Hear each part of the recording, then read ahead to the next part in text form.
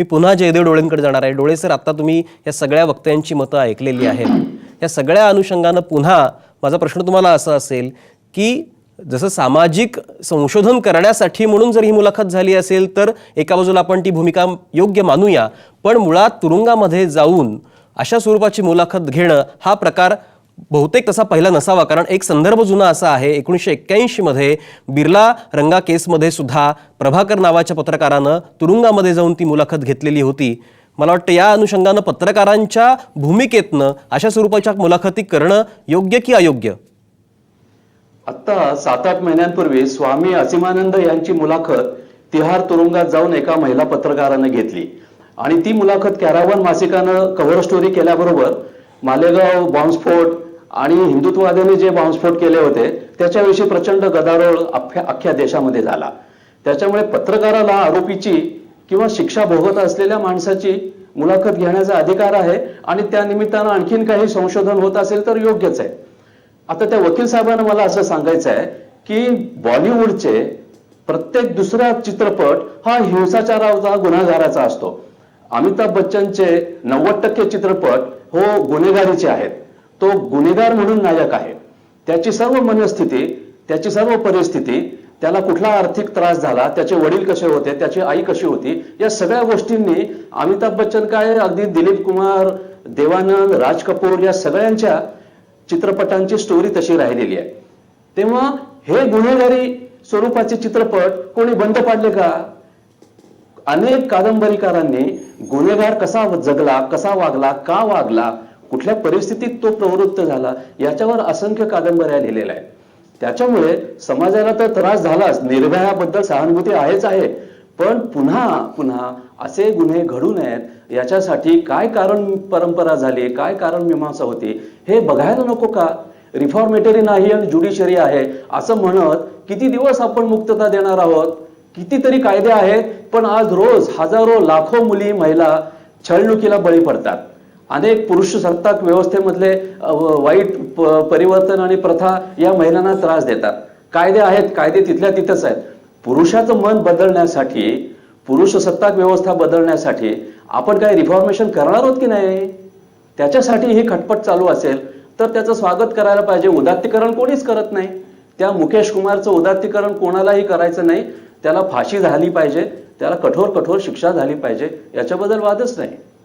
अगदी बरोबर आहे. त्या आरोपीला कठोरातलं कठोर असं शासन व्हायला पाहिजे, हे बरोबर आहे. पण दुसऱ्या बाजूला सामाजिक संशोधन सुद्धा व्हायला पाहिजे की ज्या अनुषंगानं एक प्रकारची पुरुषी मानसिकता आहे, पुरुष सत्ताक पद्धती आपल्याकडची आहे, त्याला कुठेतरी आपण बदलू शकतो का याचा विचार खऱ्या निमित्ताने व्हायला पाहिजे, असा मुद्दा तुम्ही मांडलेला आहे. मी पुन्हा VP पाटील सरांकडे जाणार आहे. पाटील सर, आता जसं डोळे सर म्हणाले, तुमच्या मुद्द्याचा कुठेतरी त्यांनी प्रतिवाद करण्याचाही प्रयत्न केलेला आहे. काय नेमकं आता तुमची भूमिका आहे? एक आहे, सिनेमा नाटकं ह्याची तुलना करणं योग्य नाही. कोर्ट सिस्टीम ही सिनेमावर चाललेली नाही आहे. उदाहरणार्थ कोर्टात शपथ देतात, भगवद्गीतेवर हात ठेवून शपथ घे, तसं कोर्टात देतात ते सिनेमात असतं तसं सत्यात नाही आहे. हे मी मागे विधान केलं होतं. सिनेमा आणि ही तुलना आहे ही अत्यंत अयोग्य आहे. एका मोठ्या नेत्याने विधान केलं होतं की कोर्टातले धर्मग्रंथ हटवा. मी म्हणलं कोर्टात धर्मग्रंथच नसतात, हटवायचं काय? त्यामुळे असे जे मुद्दे आहेत ही तुलना करू नये. Court system is a court system. उद्या कोर्टला पॅरलल तुम्ही हे चालवायचं आहे का? अशा त्याची मानसिकता बघायची आणि मग काही रिव्ह्यू पिटिशन फाईल करून त्याला सोडायचं आहे का? त्याला हार घालायचा आहे का? नाही करता येणार. ज्युडिशियल सिस्टीम आणि पोलीस ह्या दोन सिस्टीम तुम्हाला बायपास करता येणार नाहीत. सिरियस मॅटर आहे आणि एवढा नॅशनल इंटरनॅशनल इश्यू आहे. असं त्याच्याकडे फार रिफॉर्मेटिव्हने पाहण्याची गरज नाही आहे. कोर्टात ते का नाही त्याने मांडलं? त्याचे कोण वकील नव्हतील डोळे साहेबांसारखे, नाही त्यांनी मांडलं असतं की त्याचं रिफॉर्मेटिव्ह आहे, त्याची मनस्थिती बिघडली होती, हे कोर्टात मांडायचं होतं. नंतर असे इंटरव्ह्यूत आरोपीने मांडणं हे कायद्याला धरून होत नाही. कुठल्या देशातल्या नाही, जगातल्या कुठल्याही कायद्याला धरून होत नाही. प्रत्येक देशात क्रिमिनल लॉ आहे, सगळीकडे आहे. तिथे नंतर असं पाहत नाहीत आरोपीकडे. ते रिफॉर्मेटिव्ह म्हणजे कुठं ठीक आहे? एखादी लहान मुलाने चोरी केली तर त्याला रिफॉर्मेटिव्ह तिथपर्यंत ठीक. रेप हा रिफॉर्मेटिव्हमध्ये जाणारा सेक्शन नाही आहे. आणि त्या मुलीची तिच्या डोळे सरांची ती नातेवाईक नव्हती, आमचं नशीब ती मुलगी, नाहीतर त्यांनी वेगळीच विधानं मांडली असती. कारण आपण जेव्हा हे बघतो तेव्हा आपले लोक त्याच्यात अडकले तर आपली विधानं बदलतात. मग आपण आता फार रिफॉर्मेटिव्ह गप्पा मारतो इथून, तर रिफॉर्मेटिव्ह गप्पाला अर्थ नाही आहे. सिस्टीम ही कडकच असली पाहिजे आणि आरोपीला हे या गुन्हेगारांवर काही करायचे की नाही हे बघा तुम्ही. नाही, बरोबर आहे. हे काय चाललंय, माझे नातेवाईक वगैरे हे काय बोलताय तुम्ही? नाही, मग तो ती काय माझी ती व्यक्तिगत काय नागरिक नाहीये भारताची, ती काय स्त्री नाहीये भारताची. एक आहे तुम्ही परत त्या पुरुषांसारखंच बोलताय जे पुरुष. पुरुषांसारखं बोलत अहो, नाहीये, मी स्त्रियांच्या नथुराम बाजूने बोलतोय. गोडसेंबद्दल सांगा ना. मी नथुराम हा माझा नथुराम विषय गोडसेंचं नाही. नाटक का हे तुम्ही नथुराम गोडसेचं नाटक का चालू देता तुम्ही? मी माझा तो issue गुन्हेगार नाहीये. नाहीये का? नथुराम तो गुन्हेगार नाही का नथुराम गोडसे? आम्हाला त्याचा इश्यूच माझ्या पुढे नाहीये.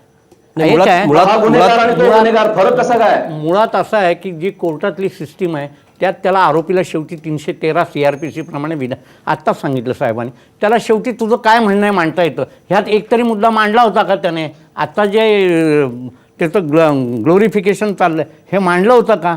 त्याने मांडायला हवं होतं. बाकी कोण ग्लोरिफिकेशन करताय? नाही, तुम्ही माझ्यावर आरोप का करता पाटील साहेब? तुमच्यावर मी करत नाही. ग्लोरिफिकेशन करत नाही.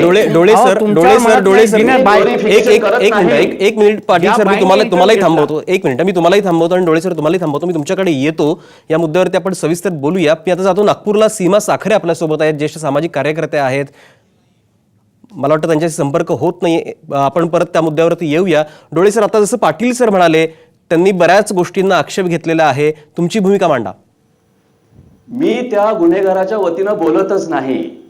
असे गुन्हे वारंवार घडत आहेत, कायदे कायद्याच्या जागी आहेत, पुरुष सत्ताक व्यवस्था बदलत नाहीये. तेव्हा याला कुठल्या परिस्थितीत गुन्हा करावासा वाटला, ती परिस्थिती बदलण्यासाठी मला जर काही अभ्यास करायचा असेल, मानसोपचार तज्ज्ञांना अभ्यास करायचा असेल, तर तो अभ्यास करू दिला जावा. ती परिस्थिती बदलण्याचं कारण आहे, हे एवढंच मला म्हणायचंय. तो मुकेश कुमार, त्याला शिक्षा झालेलीच आहे, मी त्याच्या वतीनं बोलत नाही. त्याच्यामुळे मानसोपचार आणि मनस्थिती यांचा वस्तुस्थितीशी काहीतरी संबंध असतो. ती वस्तुस्थिती, ते वास्तव बदलण्यासाठी आपण काही करायचं की नाही? असे गुन्हेगार कायम जन्माला घालणं ही भारतापुढची, समाजापुढची फार मोठी नामुष्की आहे. तेव्हा असे काहीतरी उपाय योजले पाहिजेत. याच्यासाठी असा अभ्यास जरुरीचा आहे. सनसनाटी अथवा गौरव मला मुळीच म्हणायचं नाही. अभ्यास गरजेचा आहे, एवढंच मी म्हणतोय.